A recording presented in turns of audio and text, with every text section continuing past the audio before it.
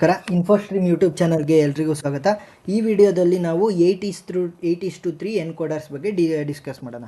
So 8:3 ಎನ್ಕೋಡರ್ಸ್ ಅಂತ ಅಂದರೆ 8 inputs ಇರುತ್ತೆ ಮತ್ತು 3 ಔಟ್ಪುಟ್ಗಳಿರುತ್ತೆ. ಸೊ ಹೇಗೆ, ಫಸ್ಟು ಒಂದು ಬ್ಲಾಕ್ ಡಯಾಗ್ರಾಮ್ನ ಬಿಡಿಸೋಣ.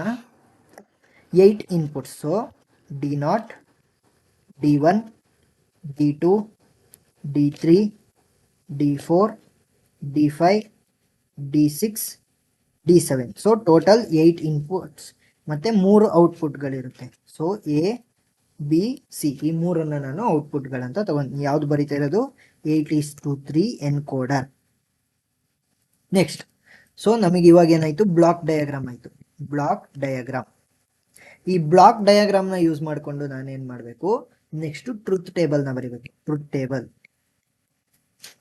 ಸೊ ಟ್ರುತ್ ಟೇಬಲ್ ಮಾಡಬೇಕಾದ್ರೆ ನಮಗೆ ಏನು ಬರೀಬೇಕು, ಇನ್ಪುಟ್ಸ್ ಮತ್ತು ಔಟ್ಪುಟ್ಸ್. ಸೊ ನನ್ನ ಔಟ್ಪುಟ್ಗಳು ಯಾವ್ಯಾವು, A B C, A B ಮತ್ತು ಸಿ. ನೆಕ್ಸ್ಟ್ ನನ್ನ ಇನ್ಪುಟ್ಗಳು ಯಾವ್ಯಾವು, D0, D1, D2, D3, D4, D5, D6 ಮತ್ತು D7. So total 8 ಇನ್ಪುಟ್ಸ್ಗಳಾದ್ದು. ಸೊ ಇವಾಗ ಏನು ಮಾಡಬೇಕು, ಇದಕ್ಕೆ ನಾನು ಟ್ರೂತ್ ಟೇಬಲ್ನ ಮಾಡ್ತಾ ಹೋಗಬೇಕು. ಸೊ ಪ್ರತಿಯೊಂದಕ್ಕೂ, ಸೊ ಲೈನ್ಗಳು ಒಂದು ಸ್ವಲ್ಪ ಆ ಕಡೆ ಈ ಕಡೆ ಆಗುತ್ತೆ, ಅದಕ್ಕೇನು ಚಿಂತೆ ಮಾಡಬೇಡಿ, ಕಾನ್ಸೆಪ್ಟ್ನ ಅರ್ಥ ಮಾಡ್ಕೊಳೋದು ಮೇನ್. ಸೊ ಇವಾಗ ಫಿಲ್ ಮಾಡ್ತಾ ಬರೋಣ. ಸೊ ಫಸ್ಟ್ ಈ 3 ಔಟ್ಪುಟ್ಗಳಿದೆ ಅಂತ ಅಂದರೆ A B C. So scenarios ಏನಾಗ್ಬೋದು, 0 0 0 0 1 1 1 1. ನೆಕ್ಸ್ಟ್ 0 0 1 1 0 0 1 1. ನೆಕ್ಸ್ಟ್ 0 1 0 1 0 1 0 1 ಈ ಥರ ಆಗುತ್ತೆ. ಸೊ ಯಾವಾಗ A value 0, B value 0, C value 0 ಬರುತ್ತೆ ಅಂತಂದರೆ ನನ್ನ D0ನ ವ್ಯಾಲ್ಯೂ 1 ಆದಾಗ. ನೆಕ್ಸ್ಟ್ ಇದು ಯಾವಾಗ ಬರುತ್ತೆ, 0 0 1, ಸೊ 1. ಪ್ರತಿಯೊಂದಕ್ಕೂ ಕೂಡ ಡಿಫ್ರೆಂಟ್ ಆಗಿ ಇರ್ತಾ ಹೋಗುತ್ತೆ. ಸೊ ಪ್ರತಿಯೊಂದಕ್ಕೂ ಕೂಡ ನಾವು ಬರಿತಾ ಹೋಗ್ಬೇಕು. ಸೊ ಫೈನಲ್ ಇದು. ಸೊ ಇನ್ನು ಉಳಿದಿರೋದೆಲ್ಲ ಏನಾಗುತ್ತೆ, D1ನ ವ್ಯಾಲ್ಯೂ 1 ಆಗಿದ್ರೆ ಇನ್ನು ಉಳಿದಿರೋವಂಥದ್ದು ಎಲ್ಲದು ಕೂಡ 0 ಆಗ್ತಾ ಹೋಗುತ್ತೆ. ಪ್ರತಿಯೊಂದಕ್ಕೂ 0ನ ಬರ್ಕೊಂತ ಬನ್ನಿ. ನೆಕ್ಸ್ಟ್ ಪ್ರತಿಯೊಂದಕ್ಕೂ 0 ಬರಿಬೇಕು.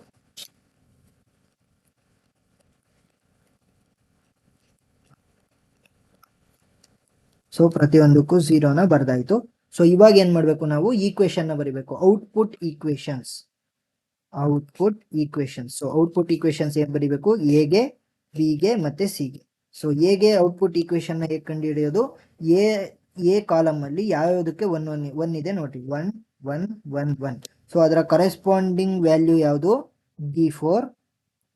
ನೆಕ್ಸ್ಟ್ ಇದಕ್ಕೆ D5 ಪ್ಲಸ್ ಅದರ ಕರೆಸ್ಪಾಂಡಿಂಗ್ ಅಲ್ಲಿ ಯಾವುದಕ್ಕೆ 1 ಇದೆ ನೋಡಿ, so D6 plus D7. Next ಇಲ್ಲಿ ನೋಡ್ತಾ ಬಂದಾಗ ಬಿಗೆ, ಸೊ 1 1 1 1 ಅದರ ಕರೆಸ್ಪಾಂಡಿಂಗ್ ವ್ಯಾಲ್ಯೂ ಯಾವುದು, D2. So D2 plus D3. Next ಇಲ್ಲಿ, so D6 plus D7. Next so ನಮಗೆ ಎ ಆಯಿತು, ಬಿ ಆಯಿತು. ಸೊ ಇವಾಗ ಏನು ಮಾಡಬೇಕು, ಸಿಗೆ ನೋಡ್ತಾ ಹೋಗೋಣ. ಸೊ ಸಿನ ವ್ಯಾಲ್ಯೂ ನೋಡ್ತಾ ಹೋದಾಗ 1 1 1 1 ಅಂತಂದರೆ ಆಲ್ಟರ್ನೇಟಿವ್ ಇದೆ. So D1 plus D4 plus D5 D6 D1 next D1 D2 D3. So sorry D3 next D5 next D7. So ಪ್ರತಿಯೊಂದಕ್ಕೂ ನನಗೆ ಈ ಈಕ್ವೇಷನ್ ಬಂದಾಯಿತು. ಸೊ ಈ ಈಕ್ವೇಷನ್ನ ಯೂಸ್ ಮಾಡಿಕೊಂಡು ನಾನು ಸರ್ಕ್ಯೂಟ್ ಡಯಾಗ್ರಾಮ್ನ ಬರೀಬೇಕು. ಸೊ ಫಸ್ಟ್ ಏನು ಮಾಡ್ತೀನಿ, 8 ಇನ್ಪುಟ್ಸ್ಗಳನ್ನು ನಾನು ಬರೀತೀನಿ. 8 ಇನ್ಪುಟ್ಸ್ಗಳಿಂದ ನಾನು ಔಟ್ಪುಟ್ ಮಾಡಬೇಕು, ನೆನಪಿರಲಿ. ಸೊ 8 ಇನ್ಪುಟ್ಸ್ಗಳನ್ನ ಹೇಗೆ ಬರೀತೀನಿ, D0, ಸಾರಿ 1 second, D0, D1, D2, D3, D4, D5, D6, D7.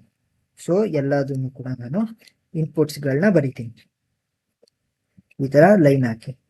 Next so first ಏನು, ಎಗೆ D4 plus D5 plus D6 plus D7. So D4 plus D5 plus D6 plus D7. So ಏನು ಮಾಡ್ತಿರೋದು, plus ಮಾಡ್ತಾ ಇರೋದು. Plus ಅಂತ ಅಂದರೆ OR gate. So A value ಬಂತು. Next ಬಿಗೆ D2 D3 D6 D7, D2 D3 D6 D7. So ಅಷ್ಟನ್ನು R gate place ಮಾಡ್ತಿರೋದ್ರಿಂದ B ಬಂತು. Next C D1 D3 D5 D7. D1 D3 D5 D7 ಅಷ್ಟನ್ನು ಕೂಡ ಆರ್ ಗೇಟ್ ಹಾಕಿದಾಗ C value ಬಂತು. So ಇಷ್ಟೇ simple. First ಏನು ಮಾಡಿದ್ವಿ ನಾವು, first block diagram, next truth table, next output equation. ಆ ಔಟ್ಪುಟ್ ಈಕ್ವೇಶನ್ನ ಯೂಸ್ ಮಾಡಿಕೊಂಡು ನಾವು ಲಾಜಿಕ್ ಸರ್ಕ್ಯೂಟ್ನ ಡಿಸೈನ್ ಮಾಡೋದು. ಇಷ್ಟೇ ಸಿಂಪಲ್. ಏನಾದರೂ ಕೇಳಿದ್ರೆ ಇಷ್ಟು ಫುಲ್ ಬರೆದ್ರೆ ಫುಲ್ ಮಾರ್ಕ್ ಸಿಗುತ್ತೆ. ಏನಾದರೂ ಡೌಟ್ ಇದ್ರೆ ಕಮೆಂಟ್ ಸೆಕ್ಷನ್ನಲ್ಲಿ ತಿಳಿಸಿ. Thank you.